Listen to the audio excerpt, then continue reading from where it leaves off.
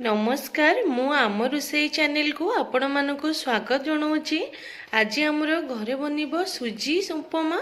मु सुजी आ सिमेई दीटा जाक मिसेक उपमा बनैबी। से मुझे किछि कटा होइतिबा कोबी, अल्प पियाज, गाजर, टमाटर, बादाम आ दुईटी भूसंग पत्र। चलतु देखिबा आमर उपमाटा एबे केमिति तैयारी होउची।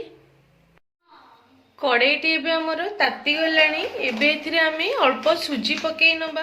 आपणकर जेतिकी आवश्यकता अनुसार सुजी पकेई नेबे। मु एठी 2 जण पई उपमा बनौची, सेथि पई मु मापरे सुजी नेची।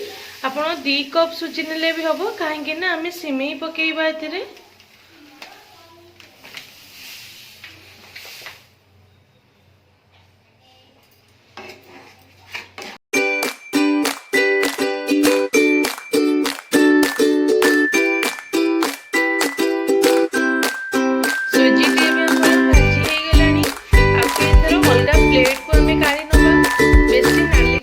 सुजी को कहीं उपमार रंग नाली देखा मुझे हलदीर व्यवहार करी।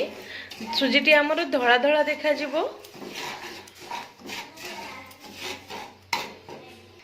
सुजीटी को अन्य जगह को काढ़ी देइछि। एबे एथिरे अल्प तेल देदेली। तेलटी को गरम होबा पई छाड़ी दबा।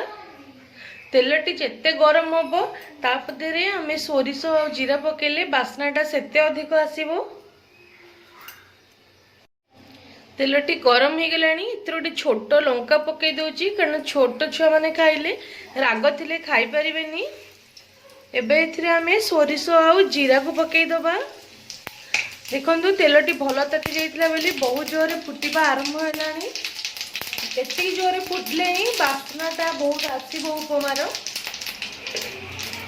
फुटुची एथिरे एबे आमे भूसंग पत्र पकई दबा।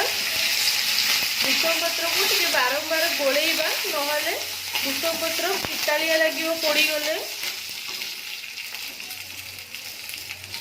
भूसंग पत्र हे आसलानी। एतिकी थिले भी भल बासना आसीबो। टिके कंचालिया रहिले सिझी गले एथिरे आमे एथरो पियाज पकेई दबा।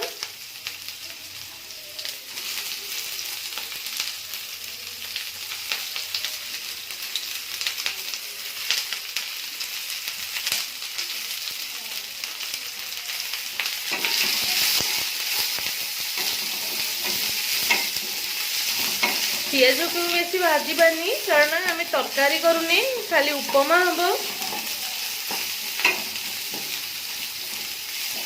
टिके नाली नाली हो गले पियाज ऊपर सब परिबा पकई दबा। पियाज भी नाली नाली हो गलानी, जेहेतु कड़ाईटी गरम थिला जल्दी पियाज गुड़िक नाली हो गला। एथिरे एबे आमे कटा होइतिबा गाजर गुड़िक पकई दबा।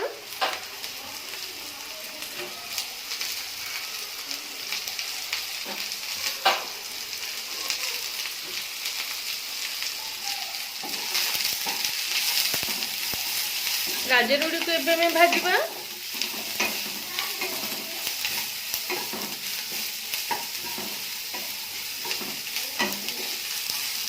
गाजर सहित आमे एथर कोबी को भी पकई दबा।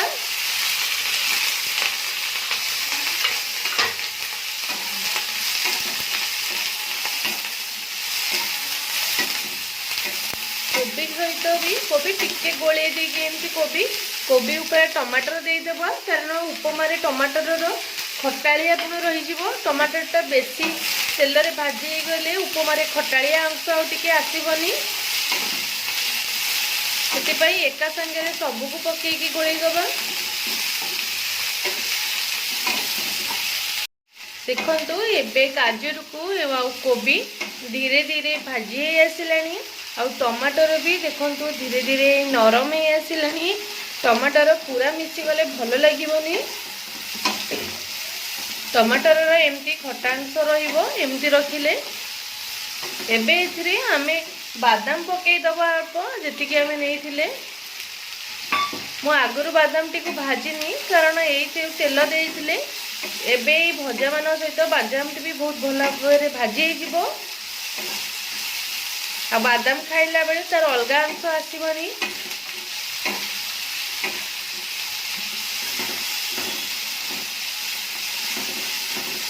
ମୁଁ ସିମେଇକୁ ମଧ୍ୟ ଆଗରୁ ଭାଜି ନାହିଁ, ସିମେଇକୁ ମଧ୍ୟ ସେମିତି ରଖିଛି, କାହିଁକି ନା ଏବେ ଏଇଥିରେ ସିମେଇଟିକୁ ପକେଇଦବା।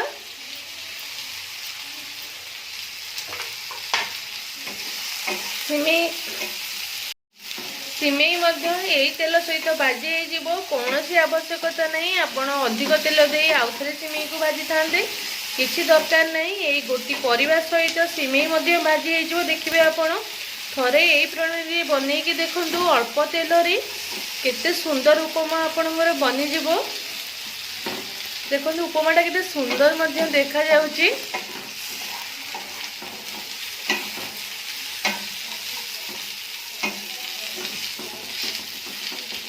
ଦେଖନ୍ତୁ ସିମେଇ ମଧ୍ୟ ଭାଜି ହେଇଗଲାଣି, ଜାଣି ହେଉନି, ପାଖକୁ ନେଲେ ଧୂଆଁ ହେଇଯାଉଛି, କିନ୍ତୁ ଆପଣ ଦେଖିବେ ସିମେଇ ଗୁଡ଼ିକ ମଧ୍ୟ ଏମିତି ନାଲି ନାଲି ହେଇ ଆସିଲାଣି ଅଳ୍ପ ଅଳ୍ପ। ସିମେଇକୁ ମଧ୍ୟ ବେଶୀ ନାଲି କରିବେନି। ଆମର ସବୁ ଭାଜି ହେଇକି ରେଡ଼ି ହେଇଗଲାଣି। ଏଥର ଏଥିରେ ମୁଁ ଅଳ୍ପ ପାଣି ଦେଇଦେବି। ଆପଣ ଅଧିକ ପାଣି ଜମା ବି ଦେବେନି, ଅଧିକ ପାଣି ଦେଲେ ସୁଜି ଗୁଡ଼ିକ ଆମର ଗୋଟା ଗୋଟା ହେଇକି ହବନି।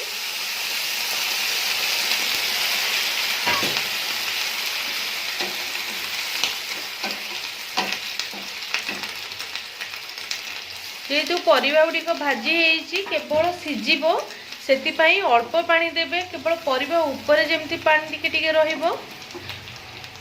ମୁଁ ଲୁଣ ପକେଇ ନଥିଲି, ମୁଁ ଏହି ସମୟରେ ଏଥିରେ ଅଳ୍ପ ଲୁଣ ଦେବି।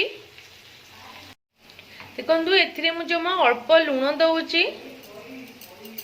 ଆପଣ ଆପଣଙ୍କ ସ୍ୱାଦ ଅନୁସାରେ ଲୁଣ ଦେଇପାରିବେ, କମ ବେଶୀ ମଧ୍ୟ କରିପାରିବେ।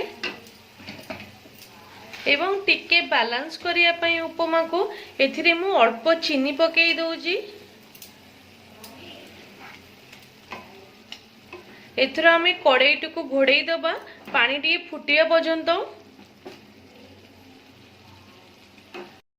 ଉପମାଟି ଆମର ପ୍ରସ୍ତୁତ ହେଇଗଲାଣି। ଟିକେ ସମୟ ରହିଲା ପରେ ଏଇ ପୁରା ଝୁରା ଝୁରା ହେଇଯିବ। ଆପଣ ଏମିତି ଥରେ ଘରେ ଉପମା ବନେଇକି ଦେଖିବେ, ଆଉ ତଳେ କମେଣ୍ଟ କରିବେ ଯେ ଆପଣଙ୍କ ଉପମାଟା କେତେ ସୁନ୍ଦର ବନେଇଛି। ମୋ ଭିଡ଼ିଓଟିକୁ ମୂଳରୁ ଶେଷ ପର୍ଯ୍ୟନ୍ତ ଦେଖିଥିବାରୁ ଧନ୍ୟବାଦ। ଦେଖିବେ ଥରେ ବନେଇକି ଖାଇକି ଦେଖିବେ, ଦେଖନ୍ତୁ କେତେ ସୁନ୍ଦର ଦେଖାଯାଉଛି ଉପମାଟି ଆମର। ये किसी समय रहीगला उपमाटी पूरा झुरा झुरा हो खाइबा तो बहुत टेस्टी।